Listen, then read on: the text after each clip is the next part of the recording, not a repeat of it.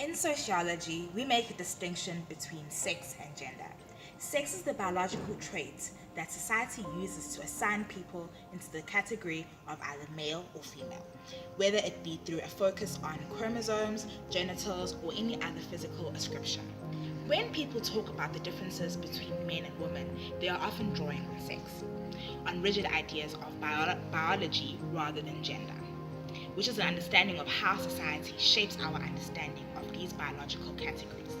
The sociology of gender examines how society influences our understandings and perceptions of differences between masculinity, which is what society deems appropriate for men.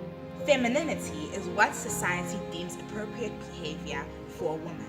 We examine how this in turn influences identity and social practices, and we pay special focus on the power relationships that follow from the established gender order that is given in a society.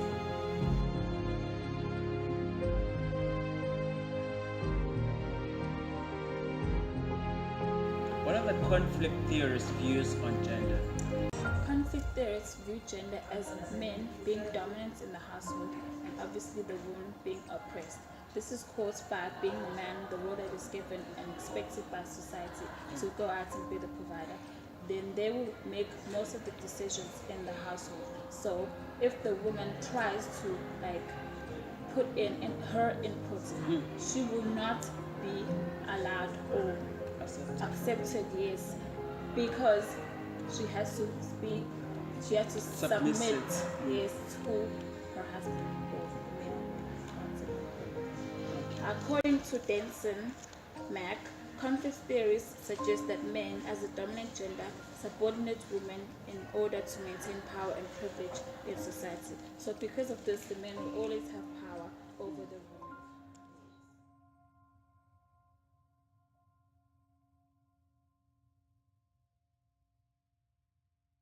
So with regards to everything that we've spoken about, we've firstly spoken about the conflict theory. How does the functionalist theory then relate or differ to the conflict theory? Okay, the functionalist theory differs because it deals mainly with society and the fact that each part of society is interconnected. This means that, for example, home and school would be very important, would have an important impact for each other, since the interactions between these two places play a major role in creating balance for any learner's life.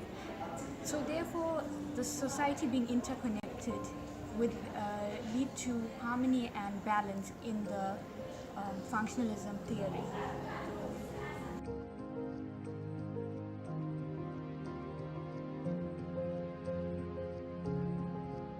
Tell me the critiques based on conflict theory view on gender.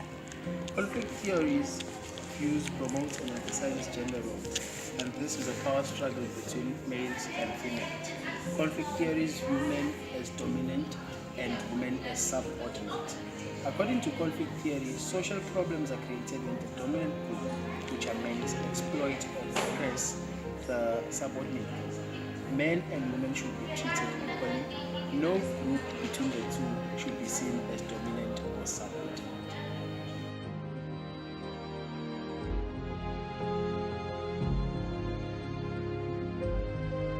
We've been discussing about conflict theory. What are the functionalist critique view on gender?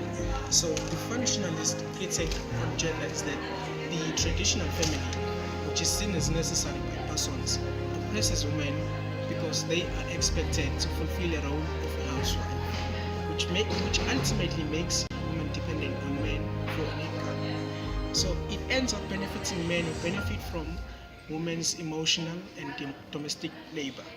They also ignore the really dark side of family life, which is domestic violence.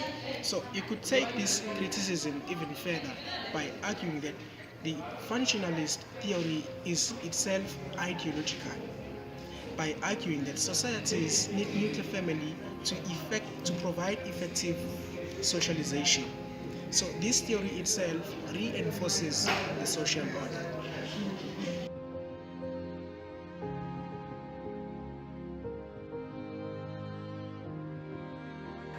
So So previously, we've been discussing the conflict theory The functionalist theory, and how all these theories relate to gender. the difference between you and me. So here in this poster, we can see conflict occurring. As we all know, conflict theory asserts to the social problems that occur when dominant groups mistreat subordinate ones, and this advocates for balance of power between genders. For example, here you can see conflict occurring where 3 males are fighting against 1 female. That in itself is conflict. Then, moving on, we can see that there's conflict when it comes to education. Previously, women were not afforded the opportunity to become educated. Males were afforded that opportunity, and women had to stay at home and do domestic duties. Like here and here, we can see 2 females completing domestic duties, such as this one, she's carrying a garbage bin, and this one who's chopping vegetables and cooking. Women were expected to look a certain way, to dress a certain way, and that in itself is conflict. And that also relates to the functionalist theories, because in order for a family or society to function, a woman needs to perform a certain duty, and a male also has to perform a certain duty. Yes. Okay. So furthermore, we're taking our discussion to elaborate on conflict theory perspective that views men as expected to be masculine and leaders of their homes.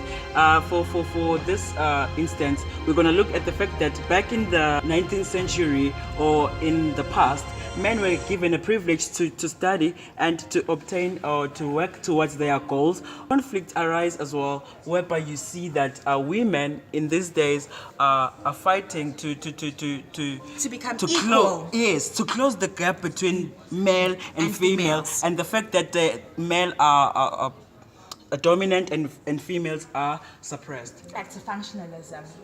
A functionalist family typically is meant to consist of a male And a female, which will produce a family Like of this one. kids like.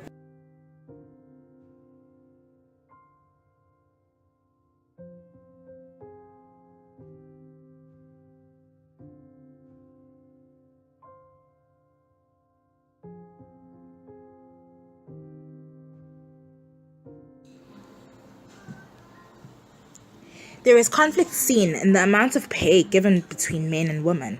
Inequality is seen in the salary differences, proving that women with the same job responsibilities are making significantly less than male co-workers.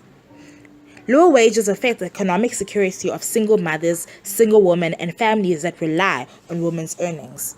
Financial pressures of childcare and healthcare can cause serious strain on how much is left for people to afford basic necessities like food, rent, and utility expenses. Single mothers have an extra burden in particular because they are the only ones to contribute towards the expense. The gender conflict approach assumes that the chief and central inequality in society is between men and women, and that this is the fundamental discord in society as a whole. So closely related to that then is this idea of feminism, which feminism is really just a position that supports the equality for men and women. Society has historically placed men in a position of power. For example, let's look at the home. Men have been regarded typically as breadwinners as the heads of the household. And in the realm of work, men have historically earned more money than women, and they had more prestigious jobs. Also, even in our pop culture and in the icons that we venerate, such as today's rappers, musicians, etc., it's a masculine field. There are hardly any women rappers. However, education is not a barrier against the pay gap.